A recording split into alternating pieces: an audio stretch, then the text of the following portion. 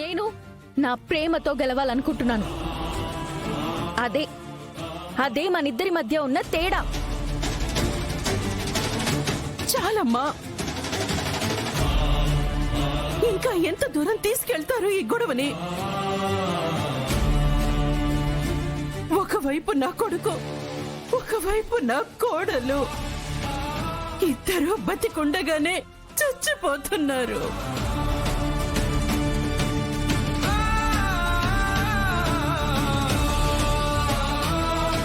నాకిది పెళ్లి మండపంలో కనిపించడం లేదు, రచ్చబండలా కనిపిస్తోంది. అమ్మా, ముహూర్తం దాటిపోతోంది. మీరిలా వాదన చేసుకుంటూ ఉంటే ఈ రోజు పెళ్లి పూర్తి కాదు.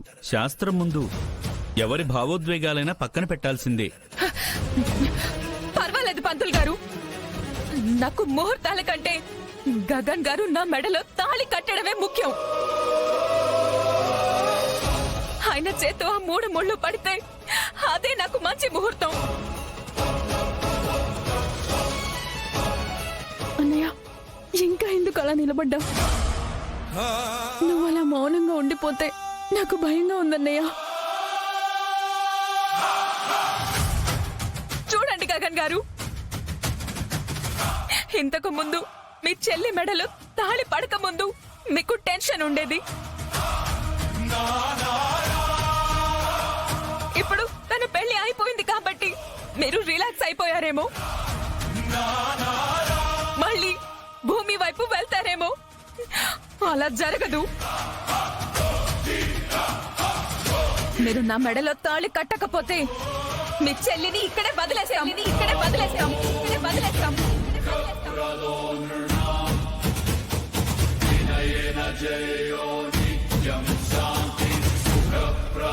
ఇలా ఇంతమంది ముందు నా చెల్లిని ఇలా నిలబెట్టి అవమానపరుస్తుంటే నేను మౌనంగా చూస్తూ ఊరుకోవాలా?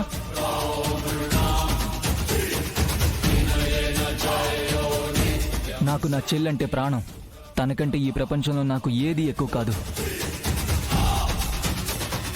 నిర్మోహమాటంగా వదిలేస్తాను. బావగారు,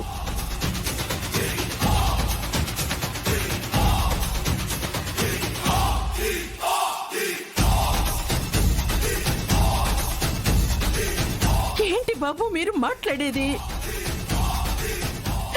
ఒక ఆడపిల్ల మెడలో ఇప్పుడే తాళి పడింది.